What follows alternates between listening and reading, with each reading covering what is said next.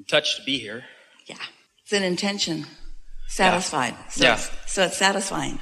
Yes, very much so. Yeah. I got a lot of questions, but I think the most important for me is to understand my place in the life that I'm living, meaning your place is to choose it through experience, believe it because you want to, right, and then receive it because you chose it and believed it. Right. Sounds simplistic, but that is it. Right. Choose it, practice believing it, and then enjoy its unfolding.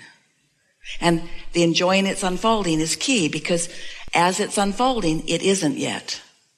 As it's unfolding, it isn't yet. And if your eye is on the isn't, then you slow down the unfolding and you don't take pleasure in that. Can you hear us when we say the things you want only because it's fun to be on your way to them? You don't know that because you think that getting there is what's fun. But that's because you haven't let it be fun like it can be fun. Yes, I can feel that. Now ask that question again. Ask that question again. What am I supposed to be doing? You moved on before you let it settle in. Oh, now it's a little different. The question's a little different. Now what is it? It's a feeling like, what am I supposed to be doing? You're supposed to be doing things that are satisfying to you. Right.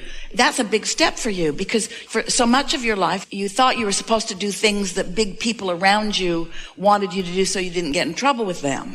Think about that. Even that was the path of least resistance, wasn't it? Because it went way easier if you just did what they wanted you to do than if you didn't. But you're not accustomed to being able to choose, so you're not yet very good choosers. So you're saying, Abraham, choose for me. I'll be happy to do it. If you'll just tell me, what am I supposed to be doing? And we say, what do you want to do? And you say, that wasn't my question. I don't think that was my question. I don't think my question is, what do I want to do? I think my question is, what am I supposed to do? And we say, you're supposed to do what you want to do. You say, oh, that's freaky. Nobody in my past would ever have agreed with that. Yeah. My parents didn't agree. My teachers didn't agree. The police don't agree. Nobody agrees with that, Abraham. Are you sure? Are you sure? I could be in so much trouble with so many people if I just did what I wanted to do. And we say, okay, then don't do what you want to do and complain about how your life sucks all the time.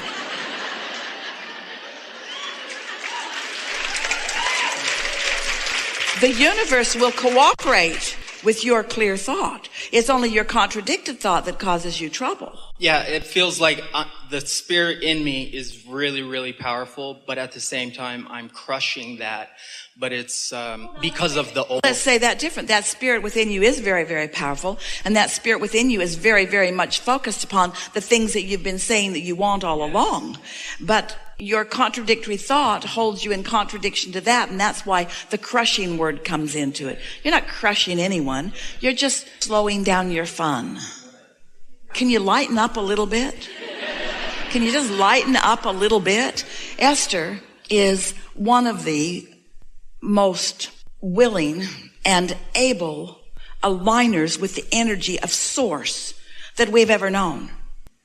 And she got such an important message. Why don't you move your furniture around in your living room? And you think, shouldn't there be more? And we say, give it a chance. You're in this world. These things that surround you are full of the potential for the satisfying of your reason for being here. We think that what we're pointing out to you is that you may not, you must not, you probably don't really trust your reason for being here. You don't know your importance. You don't know your true value. And that's what your question is about. I'm trying to find my value. What am I supposed to do? And when someone who professes to be with source energy and of source energy says, you're supposed to have fun, you go, I'm pretty sure that's not right. Because I've wanted to have a lot of fun, and other people that seemed wiser than me did not ever agree that that was my reason for being here. And we say, they were wrong. They were wrong. They'd already lost their connection with source energy. Watch the little ones. Watch the beasts of your planet. Watch the truly inspired, you see. So what am I supposed to do? The specific answer to that important question is, what you most feel most satisfaction in right here and now where you are, because you can't perform other than in this moment. All of your power is here and now. And so focus on the things that feel the best, say the things that feel the best. By that we mean the most satisfying. Do the things that feel the most satisfying. This is all you got right now. All you have is right now. This is where your point of focus is, which means this is where your power is, which means this is where the junction between you and you are. So here's a good way of addressing this. So let's say that you're going to a meeting with someone. Maybe it's a romantic meeting. Maybe it's a business meeting. Maybe it's friendship. Doesn't matter. You're coming to a table where you're going to co-create. And every moment is like that. Every moment is one of those meetings. And we want you to just contemplate, what am I bringing to the meeting? Which means, what's my mood? What's my attitude? Who am I vibrationally as I come to this meeting? Because who you are in the meeting represents everything that you will have in this rendezvous, you see. I recognize that. I recognize that the belief in it is there. Let's make it practical. Yeah. Let's say that there are some people that are going to get together. Let's say it's a family. Many of you can relate to that. So there's some generations that are going to converge. There's some grandkids, and there's some kids, and there's some grandparents, let's say. They're converging for something.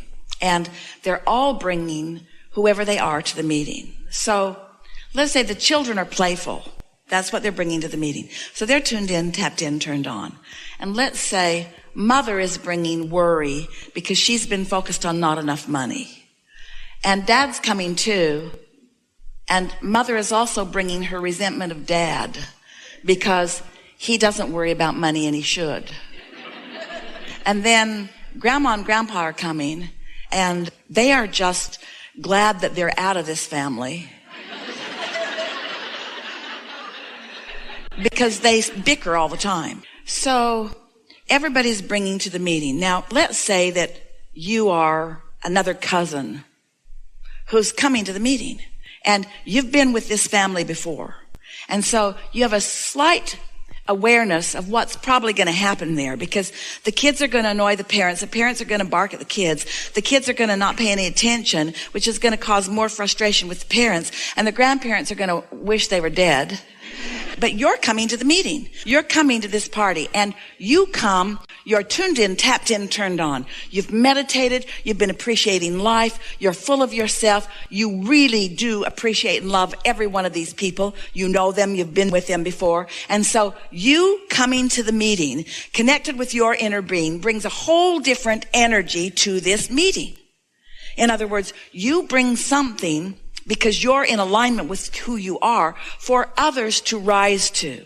So the children who are looking for fun also are more sensitive to what's going on with others. So they are less annoying than they usually are.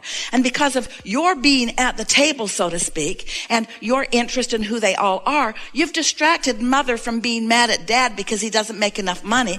And dad's oblivious to it anyway. And so dad is having a very nice conversation with you, which mother is enjoying. And the children really aren't interested in any of it. And they're sort of doing their own thing. And grandma and grandpa are watching and thinking, I'm really glad I came here.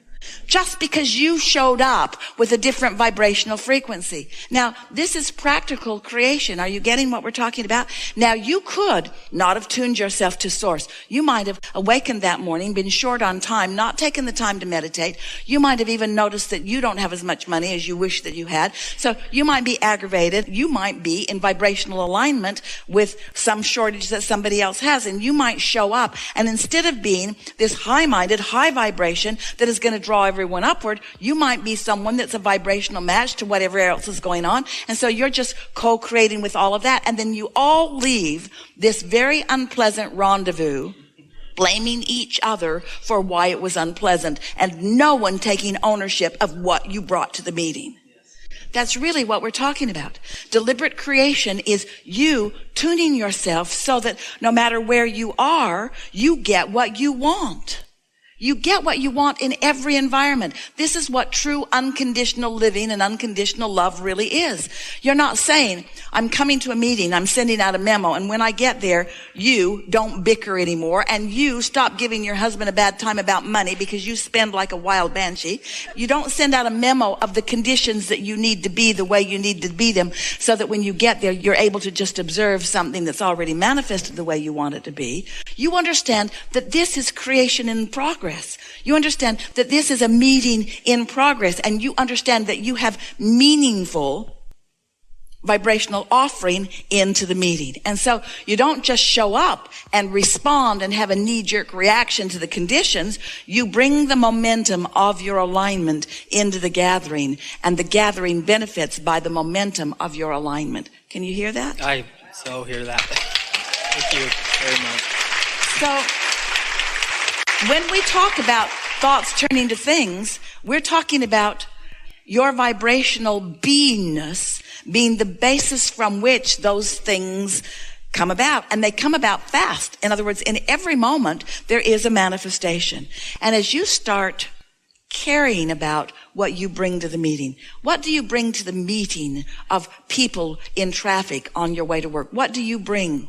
Do you bring clarity and kindness? Do you bring agility and dexterity and fantastic driving skills? What are you bringing? Because you're always in a meeting. You're in a meeting of minds. You're in a meeting of energy. What are you bringing? And this is the question that we want you to ponder in the days that are following this. Not, oh, I showed up. Oh, I better get ready. Too late. You showed up. And whatever you had going on is what you brought. And the results of the meeting, you are as much responsible for them as anybody else. The biggest disruptor at your meeting, you want to say, oh no, it was that guy over there. He was the biggest disruptor. You are as responsible for what took place on a global stage or at a small meeting with 4 or 5 people, because you're bringing something to the meeting. And as you start paying attention to what it is, and you start caring in advance about how you feel, and you start deliberately allowing the momentum of you to be connected to the momentum of your source. Oh, do you have any idea what kind of leverage you have when you align with source energy? When you align with source energy and you bring source energy to the meeting, you're getting a sense of this, aren't you? We think this is a really good time for a segment of refreshment.